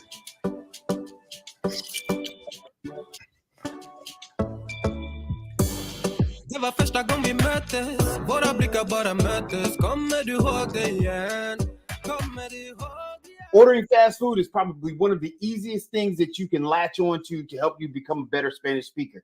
These are a couple things that we want to make sure that you know by the end of this lesson, right? So we want to make sure that you can identify the items that you want to order, right? Can you do that? Can you express and complete your order in Espanol? And then can you answer questions about your order in Espanol? See, the first thing that we need to put in nuestros cuadernos, in our notebooks, is the word la comida rápida, or la frase la comida rápida, phrase fast food. Go ahead and jot that down. Y aquí tenemos un menú. We've got the menu, right? Un menú. All right, la primera cosa que tenemos aquí, the first thing that we have here is una hamburguesa. Una hamburguesa, or la hamburguesa. La hamburguesa, the hamburger. Una hamburguesa, a hamburger. We're going to step it up a little further. Una hamburguesa con queso. Una hamburguesa con queso. This is going to be a cheeseburger, right? Hamburger with cheese is all it's saying there. Make sure you pay attention to that word, con. Un perro caliente o un perrito caliente. You're going to hear it either way, hot dog. Y también tenemos un sándwich de pollo, right? Chicken sandwich. Un sándwich de barbacoa. Un sándwich de barbacoa, or barbecue sandwich. Nuggets de pollo.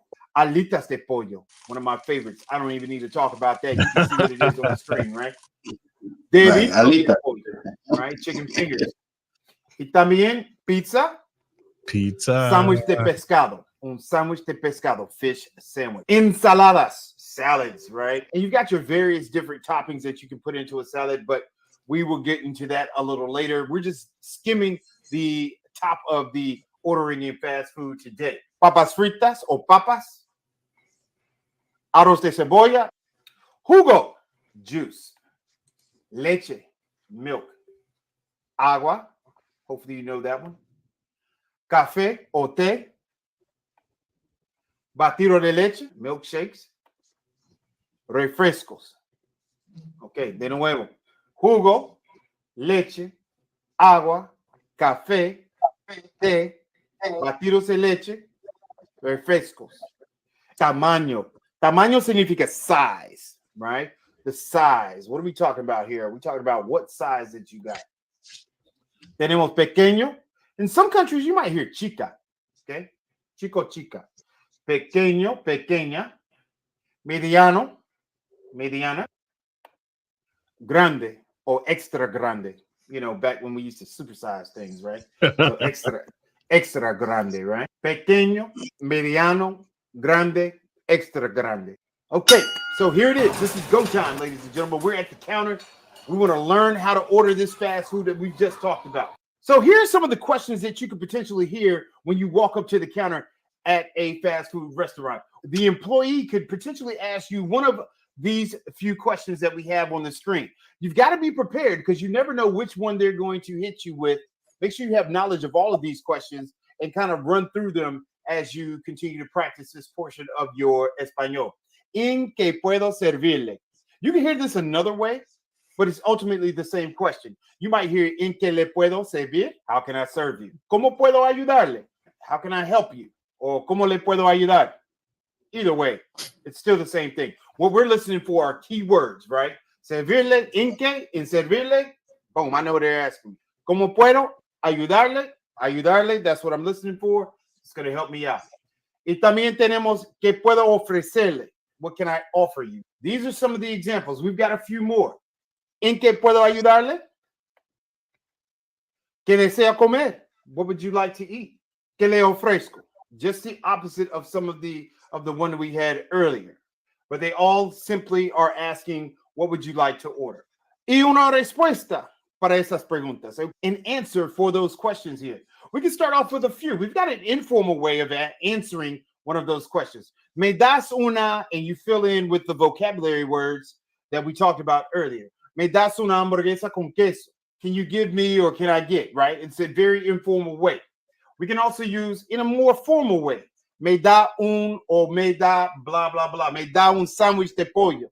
Me da un sándwich de pescado. Either way, you're giving the same response to those questions that we saw. Okay, so make sure you know the top one here is informal, more relaxed. Me da un is more formal. And of course, we're always going to add por favor at the end to kind of make it more formal, because in English, of course, we don't normally just go out there and say, hey, can you give me blah, blah, blah? Some people do, right? But you want to add por favor at the end if you want to be more polite. Y la última, quiero una hamburguesa con queso. I want a cheeseburger. And of course, you could put quiero una hamburguesa con queso, por favor. Put the por favor in the end just to make it sound a little bit more polite. Dame una hamburguesa con queso. Give me a hamburger, or dame una hamburguesa con queso. Give me a cheeseburger, right? We want to, of course, add por favor at the end. We make it more polite. Me puedes dar. Me puedes dar. Me podrías dar. Here's two ways to say, can you give me or could you give me? They might hit you with this question after you've placed your order with the vocab words that we've talked about, las palabras de vocabulario. They might hit you with this question. Wait, first of all, you're not going to speed past that like you didn't just say what you just said. ¿Qué si desea agrandar el combo? Would you like to biggie size or, super size, or go for a bigger size? You want to make your combo size bigger, i.e. papas fritas grande, extra grande, or refresco grande, right? What do you want to do there? So if you hear that question, make sure. Hold on. We got to stop. Because Quiet Storm is blessing us right now. He just blessed me, and he just blessed Proface. So we got to make him the stream sponsor with his donation tonight. Thank you so much. Thank you so much for everything you do, Quiet Storm. It is greatly appreciated, and I think that you need to be more recognized. And I'm going to make sure I do it over here. All right. Thank you so much, brother. Thank you so much. Guys, support Black Male Media. We all we got. All right. We are all we got. And you got to keep on going. Finally started to relearn Spanish. And thank you, Tite of CPT, for your subscription. I saw your comment. Thank you, brother. Thank you. Really appreciate it. Finally started relearning Spanish in January on my last trip. My peoples and I were improved so much, but by trips in, I was out of words. Ha ha ha. But you brothers have inspired me to study more. This is why you subscribe to Speak Spanish Now. That way you can keep your motivation going. Prepared to understand. All right. Absolutely. You want to keep motivated, because it's not going to be easy. You're going to, like I had to tell my friends when they wanted to learn Spanish, I used to have to tell them, hey, you got to correct your English first before you can learn Spanish, because Spanish is based off of ain't a word in Spanish. So you can't be too black, right? You can't be too black. You have to first go back. Even with people that I meet that want to learn English, I said, well, the English you want to learn is not American English. That's not the English. Your English is, the English you're learning is formal. Formal English is not spoken in America. Everything in America is stolen, from the land to the people to the language. So you got to make sure you understand this as a person trying to learn Spanish, because the language is based off of formal English, not broken English. And we speak broken English. So you will end up having to correct your grammar before you can even start to learn, because it won't make sense. You can't say, hey, bro, ain't this a in Spanish? That don't translate well. It just don't, everybody got their slangs. But let's finish this video for profile. And what it is asking. So if you find the value in what we've been talking about so far, make sure to give it a thumbs up here and share this out with people that you know that are looking to be able to order fast food in Espanol. We also have, right now, we've released our second module of how to become a better Spanish speaker in 30 days. This is an online course that is geared towards self-education. You can definitely check this out. It will be in the description below. And that is now available for you. Otras palabras importantes que necesitamos saber. Other important words that we need to know. Con, with, right? Sin, without. That's an easy one to remember. If you think, back to a biblical verse, right? He who is without sin, cast the first. Sin, without, put it together, whatever. All right. Para acá o para aquí. Basically, they're telling you for here, right? So you can hear para acá, for here, or para aquí. Para llevar, to go. So you definitely want to make sure. When they say para aquí, o para acá, o para llevar. Okay, aquí tenemos los condimentos y más. All right, so we're going to start off there, not in the correct order here, but we're going to go with what I like first. Mostaza, mustard. So, and that just brings it, there's going to be variations all the time. Right. And people, I was with a client this morning. I was speaking with him, and we were talking about things that, he was in a chat group, and he was saying, I hope you all have a great day. And he was trying to figure out, how is it that I didn't learn, or how am I supposed to learn the subjunctive mood, which is a mood that we utilize in English and in Spanish. But, we most often speak in the indicative mood, which is factual statements. That's what we normally, about 90% of our conversation that we have in English or in Spanish, majority of the time it's in the indicative mood. And then you have what's called the subjunctive mood, which is a gray area. It's a lot of expectations, requests, recommendations, unknown things. And so he was like, how was I supposed to know that?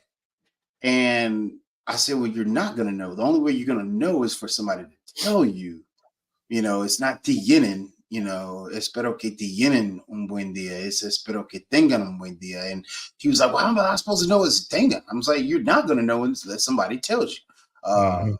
For me, I didn't learn the subjunctive mood. Well, maybe I did. I don't know. It's so so long. Yeah, everything's starting to blend. But, early on in my years, I think I was exposed to it, but it didn't hit for me. And I didn't understand it that much better. That better until I got, that much better until I got older. And then I've been explaining it and using it so much. It was the repetitions and speaking with people that I started to understand and grasp it. And that was years later. But for the video that we were watching, when we were saying, it was saying like for here to go, there's variations, because depending on where you travel to, oftentimes you might hear pa acá, pa llevar. All right. And it's a commonality among, depending on where you are, as far as a restaurant is concerned. But pa acá, pa acá, or pa llevar, or instead of para acá and para llevar, you might not hear the formal version of it. And that's only because it's a commonality across Latin America, where people just shorten the word down from para to pa. And it's understood what they're supposed to mean. And those are the little innuendos nobody taught me. I just kind of had to learn on a trial and error. You just taught me because right. Yeah. See, when I learn it, I'm gonna teach it, because I don't want anybody to be in that situation. When I learn things, I want to give people the things that nobody gave me when I was out here in these streets prior to YouTube, trying to learn from a book. So the old school way, which was a struggle, DVDs and trying to self-educate. I was in a class, but man, everybody knows you can take a class, but where the real world is out in the streets. Yeah, you got to be in them streets and those Spanish-speaking streets to learn the language, because you can learn a lot of book stuff, but the action of conversation of language takes place with other people, and that's the best method for learning, is being able to have conversations and work with others. So but I just wanted to point that out, man. From that I saw that para llevar and para, and I didn't give the shortened version in the video, and I like to point that out to people that they may hear pa acá, pa llevar, just to know the difference. All right. Yeah, because I didn't know that. I didn't know that myself. So thank you. Because like Right. okay, So, go ahead. I'm listening. No, every weekend, every Saturday, right? I go eat breakfast at a Salvadorian restaurant. Okay. Every Saturday. They know what I want. They know me by name. As soon as I walk in there, desayuno con carne, huevos revuelto, con todo, con tomates, con todo. Yeah. Every Sunday, I go to a Colombian restaurant. I eat breakfast there. They know what I want. They know me by name. Arepa, con chorizo, huevos, con cebolla. Boom. Automaticamente. Every time. As soon as I walk in, they know. I get the same thing every time. But that's how I immerse myself. But I don't go in there trying to act flamboyant like I'm the American. Hey, look at me. I'm just in there eating like normal people. Kids running around doing all that. They just know that he's a gringo, but he's cool. You know what I'm saying? I talk to the waitress here and we just have normal conversations, normal times. Absolutely. I'm gonna finish the video up and we'll get back to the things. Mayonesa, mayonnaise, aderezo. This is like a dressing. You can kind of fill it in with whatever you want, like aderezo ranch, right? Aderezo Cesar, whatever your choice is. Aderezo francés. God, I used to hate that. That was like the only like dressing I ever knew prior to going to college. Aderezo francés, French dressing. French dressing. And aderezo russo, Russian. I could go on for days about the dressings that, you know, I was not exposed to as a young child. Mostaza de miel, right? Honey mustard. What? Salsa de barbacoa, barbecue sauce. Salsa de tomate, or also known as ketchup. Or you can definitely just say ketchup, right? Salsa picante, hot sauce. Crema agria, sour cream. Mantequilla, crema agria. Mantequilla, butter. Hielo, ice. Con hielo, sin hielo, right? With ice, without ice. Picle, pepinillo. It depends on where you are, but you can probably get away with using pepinillo or picle. If you want to know how to spell pepinillo, I'll put pepinillo in the description below as well. But picle, you should be able to get away with that one. Lechuga, lettuce.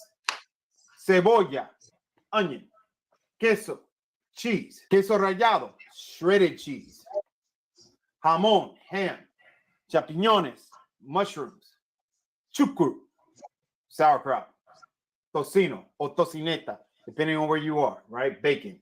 So let's put it all together here. What do we have? Aquí tenemos una oportunidad para practicar en una conversación, en contexto, right? We're going to put this into context here. We're going to give you an example of a conversation. ¿Cómo le puedo ayudar? Me da una hamburguesa con queso sin mayonesa, por favor. ¿En qué puedo servirle? Here's another option. Me da una pizza grande con tocino, jamón, sin champiñones, por favor. ¿Quieres su combo? Sí. Ah, sí, yo quiero combo. Pues sí, por favor. Algo para beber. Algo para beber. Something to drink. You might hear it that way. ¿O qué quiere tomar? ¿O qué quiere beber? Beber. You might hear beber o tomar. Depends on who's speaking. ¿Qué quiere tomar? What do you want to drink? ¿Algo más? Anything else? Right? This could be at the very end of your order that you've given the cashier. Anything else? Me indica su nombre para el orden. Right? Me indica su nombre para el orden. Basically, they're saying, hey, can I get a name for the order?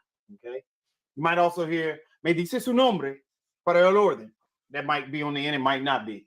But basically, both of these are asking, can I get a name for the order? We've got our 8 strategies to becoming a better Spanish speaker in 30 days. This is the ebook that I definitely recommend. Not only does it give you strategies and tips to help you become a better Spanish speaker, but it also has 4 right? Lecciones. All right, it has 4 lessons in there that are for the beginning speaker. You can find that on Amazon right now. You see the link in the description below to get your copy ASAP. So we put it together. Now let's put it together in context again. Okay, here we have another option. ¿Cómo les puedo ayudar? Me da una hamburguesa con queso sin cebolla, por favor. Can I get a cheeseburger without onion? ¿Quieres eso combo? Sí, con papas fritas o sí, con papas, por favor. ¿Algo para beber? Sí, me da un jugo de frutas, por favor. Right? Yeah, give me a fruit juice, please. Right? ¿Algo más? Nada más. And if you want to know how to order in a restaurant scene, make sure you check out this video that you see here, along with the playlist that we have many more lessons available for you for that survival Spanish if you need it. Soy Profe Don Omar. Nos vemos. Those famous. Yeah, This is man. why he is one of the most proficient Spanish speaking brothers I know. Yeah, Hey, drop that man. link to that ebook in the chat. Okay. Prophet. Yeah, I'll do that. I'll definitely do that. Yes, I'll drop definitely that do link. that. Drop that link. Let me pull that up here. Charles Joe, thanks for your comment, brother. Says, I purposely immersed myself by visiting Colombian restaurant every week. I'm telling you now. I order my food in Spanish. The more I go, the more comfortable I became. Plus, they learn more about me. You damn right. Yes. So, guys, Profe is putting his link to his ebook in the chat right now. You can go support the man by grabbing a copy of that book off Amazon right now. Remember, support Black Male Media. Quiet Storm, man, I appreciate it, guys. You guys are so dope over there. If you guys have not subscribed to Machismo TV, you just got to go check it out for yourself. When you go over there late night, you see the matter of fact, just go over and just open up Machismo TV, put it in the search box, look it up, watch a video. I guarantee you, your eyes won't move. You'll be glued. Watch it late night. Stop watching Dateline. Stop watching ID Channel. Watch Machismo TV. All right. Man. Let me get back to it.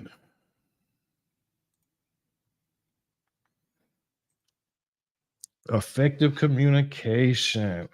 We've been going at it for a minute here, Profe. Yes, sir. Yes, sir. Effective communication. Learning another language enhances communication skills, promoting clear expression and the ability to connect with the people from various linguistic backgrounds.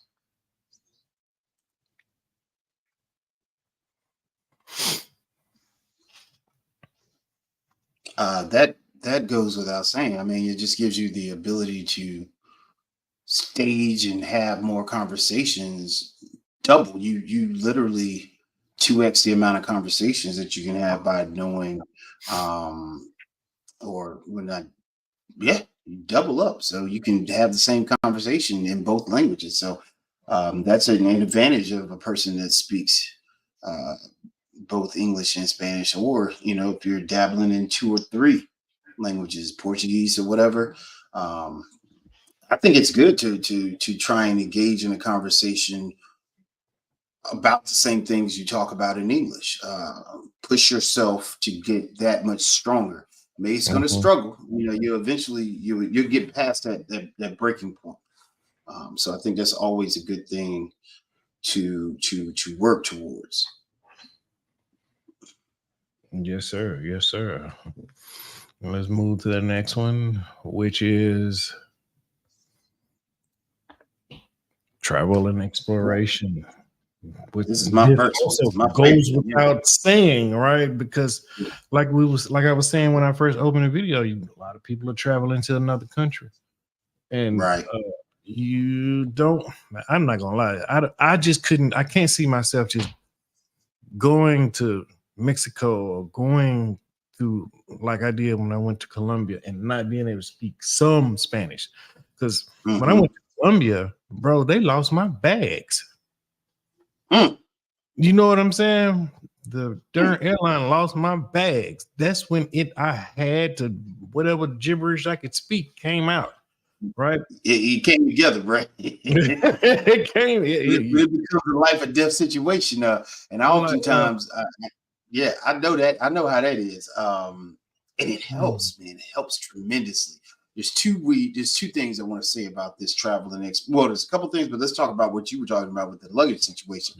I think for me, when I realized that I wanted to become a stronger Spanish speaker, was the episode. I don't know if many people have seen it, but you can always go back on YouTube and find it. It was an episode of The Simpsons when Bart went to study abroad in France, and he thought he was going to be living a good life, going over to France, studying Spanish, studying French, and he ended up having to work in a winery, but it wasn't really a winery. Like they were essentially having child labor. He went over there. They had him thinking he was going to be staying in a nice little fancy location.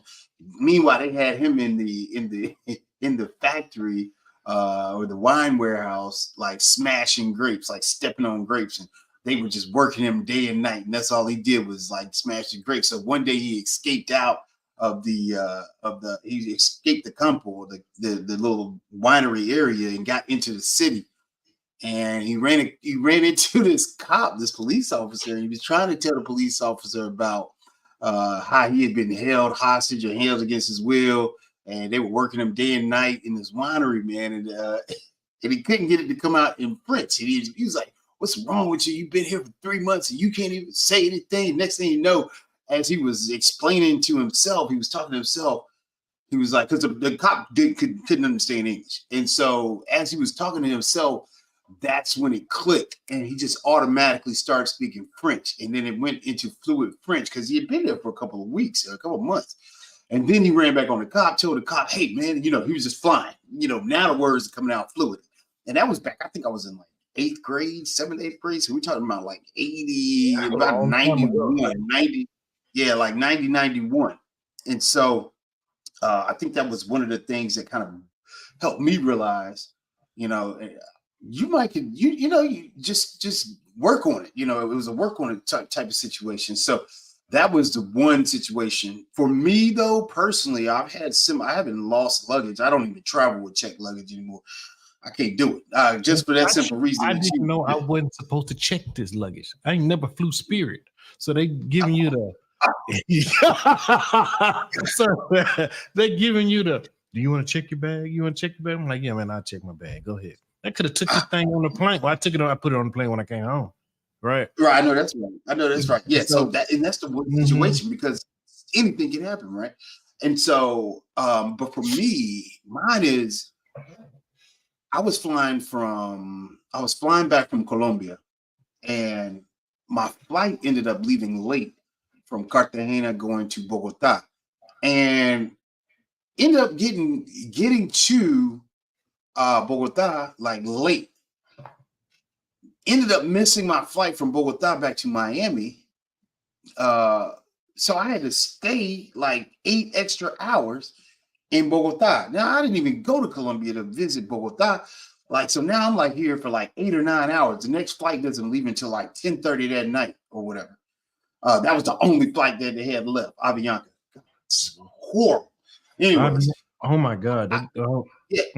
And so I had to explain this to the lady, and they didn't speak English. And so it was not just me on the plane. Like there were multitudes of Americans on that plane. Fly Latam. Weren't able to make that connection. Fly Latam. Latam. Oh, remember yeah. Absolutely. I've tried them all. And so that would be, it'd be Copa or Latam, any one of those. But I just looked at the people that were on the plane that were trying to explain it to the employees for Avianca, and they spoke zero English. And I'm like, bro, I don't know how y'all are gonna get to where y'all trying to get to, but as for me, they're gonna get this work, and I'm gonna give them the business. And I gave it to them as nice as I possibly could, but I was like, it was your fault, and you're telling me that I got to do this and I got to do that, and I'm like, I'm not even gonna make my flight. I'm on a whole different airline. They're like, oh wow, he's really dialed in on this. And so what they ended up doing was I didn't know it was going to work, but they ended up writing a letter or typing up a letter that I was supposed to give to American Airlines when I got to Miami. I'm like, this ain't gonna work. Like, they take this letter to somebody. So lo and behold, I get to Miami and I take the letter to the lady. She looks at it, she reads it. Not only did they find a flight, and I got on the first flight that was out, leaving Miami back to Charlotte, but I was also able to get like a $250 credit or something back on the flight. So I was just like, oh, okay, well, cool. But it was the other people that were there, those Americans, those gringos that could not speak a word of Spanish. Ooh. Probably didn't go as good for them. So those are the advantages that I say you never know when you will need it, but it's a good thing to have just in case. It's some insurance, if you will, some State Farm, some Progressive, some Geico. If something goes down, at least you got that in your back pocket. And it's all glitz and glamour. Oh, he's learning Spanish, he speaks Spanish. It's not always glitz and glamour. There are going to be some times where you're going to have to need it, and you're going to have to use it. Right. Yeah. And it'll benefit you, and it'll pay off by knowing it. So, everything is it's not always gravy. It's not always gravy. Yeah. That definitely, I wanted to get in on that situation from a travel standpoint. Yeah, Avianca's horrible. Man, I now know. They did me like that too. My plane landed in Miami, and because I was not there to check in, right? And I couldn't even check in the night before. I had to give me the option to check in. I couldn't check in. So I'm like, I just do it when I get to the airport. Man, I got to the airport. I couldn't check in. So they wouldn't let me board. I was like, what are you doing? I'm 5 minutes late. I don't have, how big Miami airport is? Dude, I'm coming from Nashville to get to Avianca. Right. That's the other side of the airport. I'm running. And I was 5 minutes late. They wouldn't let me board. I had to buy a whole new ticket. Wow. They really hit me. They hit me hard. I was like, oh, I don't know who's worse, Spirit or them. Wow. Yeah. You won't see me on either one of them again. I know that. So I haven't flown. People tell me though, this is just a side note, but people say that the international spirit is very different from the domestic spirit. I don't know how true it is. I've never flown it. Ocho Cinco flies it, but hey, I just say we're in a situation in Charlotte where a large majority of our stuff is Delta or American. So I just always fly American unless there's somewhere I can't get to on American. But whatever, it is what it is. But I know you were saying travel. It's different. It's different. Okay. And so you're talking about the travel and exploration. You're saying knowing multiple languages enhances travel experiences, allowing individuals to engage more deeply with local communities, navigate confidently, and immerse themselves in diverse environments. When I studied abroad, and I would say this is almost about 20 years ago, a little bit over. So a little bit over 20 years ago. But I studied abroad in Panama. I studied abroad in Costa Rica, and I studied abroad in Mexico, in Guadalajara, San Jose, Costa Rica, La Ciudad de Panama, and then Guadalajara. And I will say in each of those areas that I studied abroad, they probably changed my perspective on things. And I'm just saying as far as from a city standpoint and as far as a country standpoint, exploring those areas, learning about the different areas within those particular countries around those cities that I was studying, and helped me out tremendously on my mindset as far as it comes. So exploring was one of the things that helped, shape my mindset about those particular areas. And I'm very appreciative of having that opportunity to study there. And I think, and people say, well, why did you study in 3 different locations? Because Spanish is spoken 3 different ways in those 3 different countries. Panama, is very equivalent to me to a Caribeña like situation where there's a very particular dialect and speed. The rate of speed is so much faster, like a Dominican or a Cuban or a Puerto Rican Spanish. So they all have, of course, Spanish is not slightly, it's faster, it's spoken at a faster rate than English. But it's even faster depending on where the country is, in whichever particular country. And so me going from Panama and then slowing down the speed rate of the language when I got to Costa Rica. When I got off the plane, the in Costa Rica, the Spanish was so much slower that it almost sounded like English to me. That's how much slower it was, and it was so much easier to understand because I had been around the Panamanians speaking Spanish so long. I got over to Mexico and Costa Rica, and it was just like, so I was like, oh, this is easy, but it just happens because if you're listening to fast spoken Spanish all the time, by the time you get somewhere where they're a little bit slower in speaking, it just makes the world even that much better. So I would definitely implore people to go and experience more than one particular country. If you have the opportunity, if you like to travel to Spanish speaking countries, I say hit them all and see the differences between them. Yeah, absolutely. And everything you just said touches on the last point, which is global networking, right? Language proficiency facilitates global networking, breaking down communication barriers and creating opportunities for meaningful connections with people from different parts of the world. Yeah. And what's great about that is once you encounter these people in, these particular countries, your net worth, your network becomes that much more expansive, right? You grow your network, and there's people that you talk to.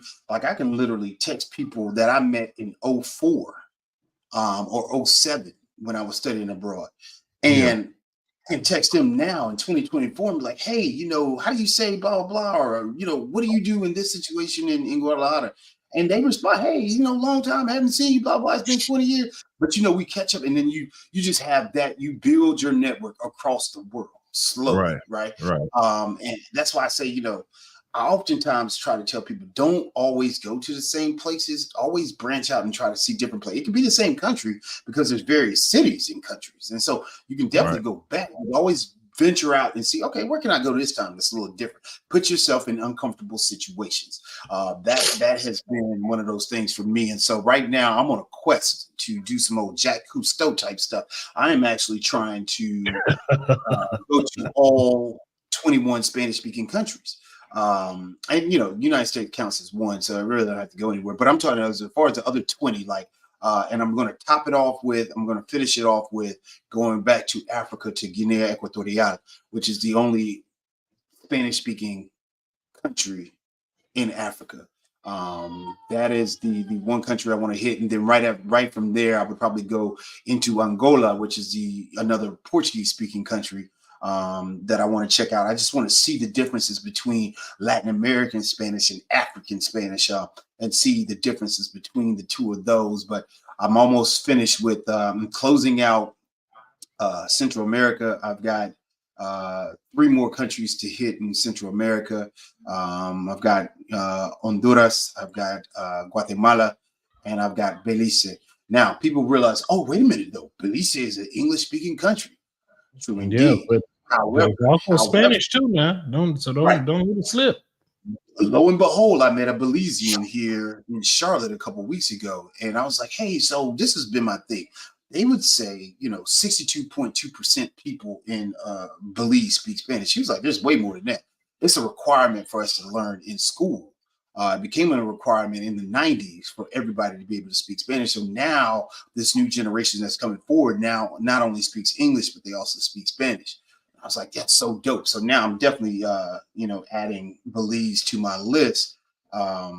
This past summer, man, I went to the Philippines and tried to find the older Filipinos that spoke.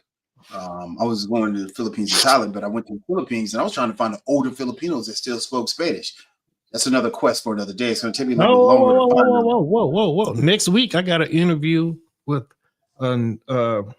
a new acquaintance that I made in the Philippines. Her name is Lily Tate. Tune in next week for the interview with Lily Tate. She lives right over there in the Philippines right now, so she might be able to assist you with that.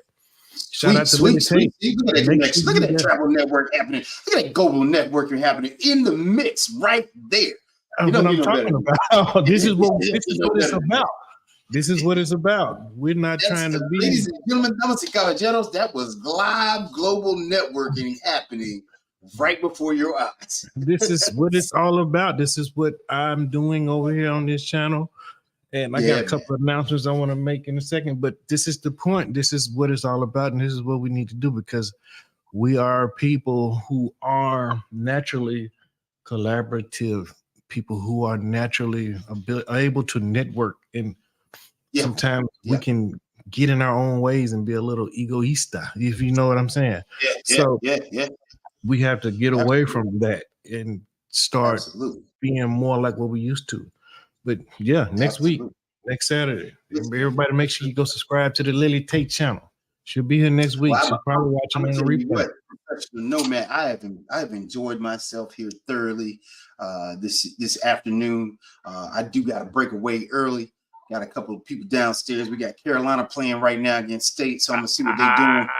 You got some money on the game? Nah, but you know that's my I'm an alum of UNC Chapel Hill. So for real?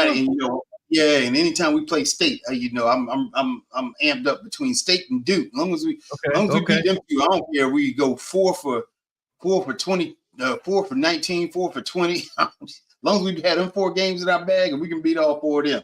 But I appreciate the opportunity, my brother. This was an exceptional time. I had a great time with you. Definitely be tuning in next week for the.